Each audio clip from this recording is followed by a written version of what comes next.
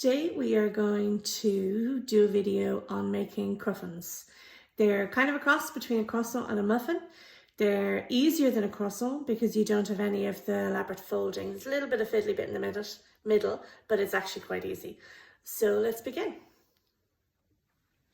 So you start off with it on slow until it all comes together.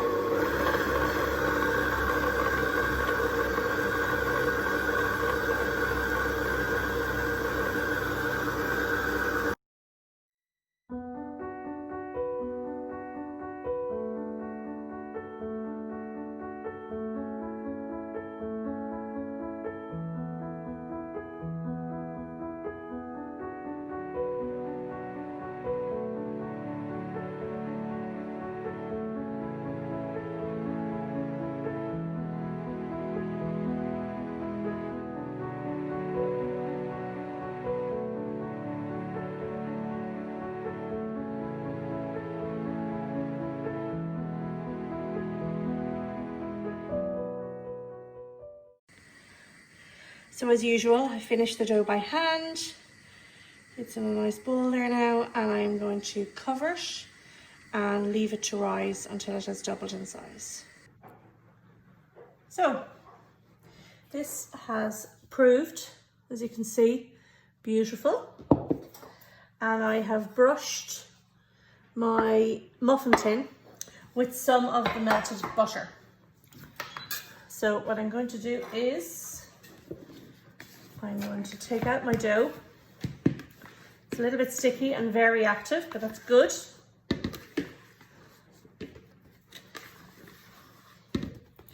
Like this, making sure it's all out with my flexible dough scraper. So that can go to the side. Now, what I'm going to do is make it into a roll. And I want to cut it into 12. So 6 could go to the side for the moment.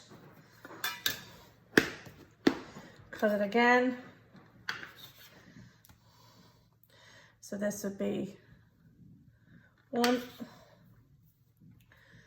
2, 3. Right. So now I get a little bit of flour because it's a really sticky dough. And once you do 1 or 2 of them, it's really quite easy.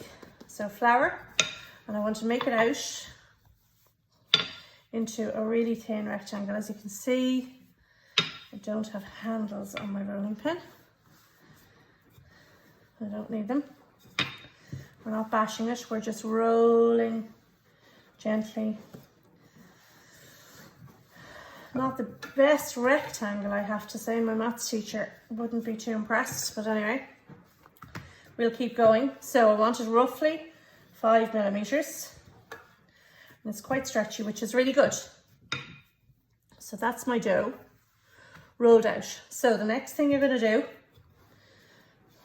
is bring it a little bit to the side because you don't want the butter getting on your floured surface.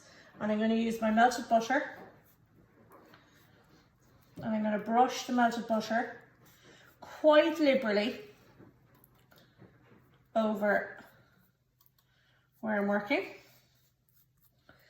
That's the side, and then you're going to roll it up. Roll, roll, roll. Roll, roll, roll. Bring it up so you can see it. Roll, roll, roll like that. And then you're going to have your seam side down. Next, you're going to get a knife or your metal dough scraper, and you are going to cut it in half, like that. Then with the cut side out, you're going to roll the 2 of them up, like this. Exactly like that, and then it's going to go into your tin, just like that, and then it's going to prove overnight. I'll show you another one. Have our dough, flour surface, flour both sides, because it is quite a sticky dough, as I said, because it's an enriched dough. Now what I did with that other one was I actually put it into two. It's going to have a nice slow rise in the fridge.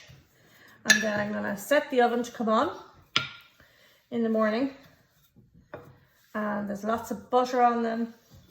And as soon as they're hot out of the oven, as soon as I can, I take them out with my fingers and I dust the top of them in sugar. So upside down into some sugar. I can show you that tomorrow. Okay, there's another one done. So over to the side, taking off my flour,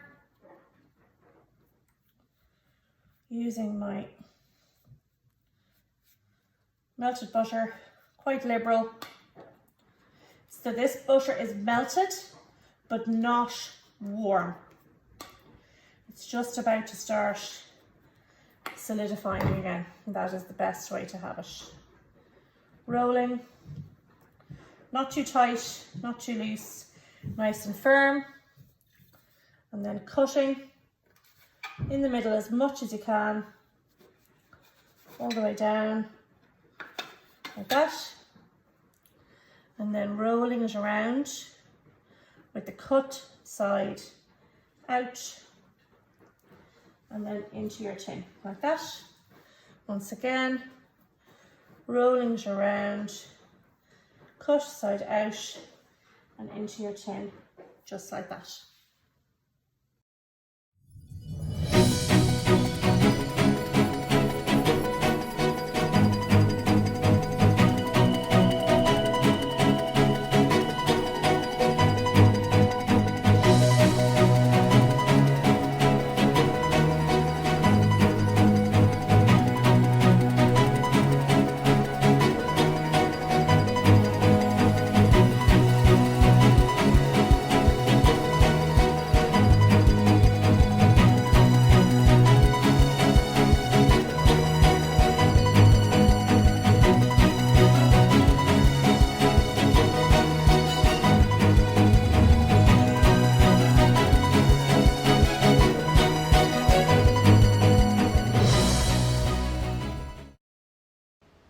Here I am taking out the hot Cruffins, so they are warm, so please mind your fingers.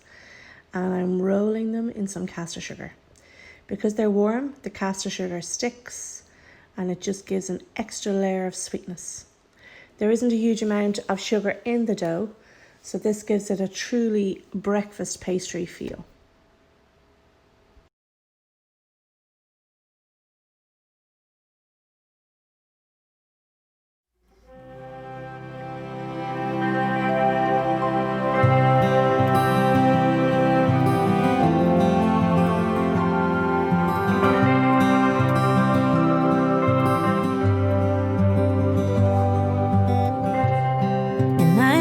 In January shows half a dozen empty bottles at my seat, and by some princely act you come and save me from some drunken lad and sit down next to me, and you talk of California. And I say I just returned from there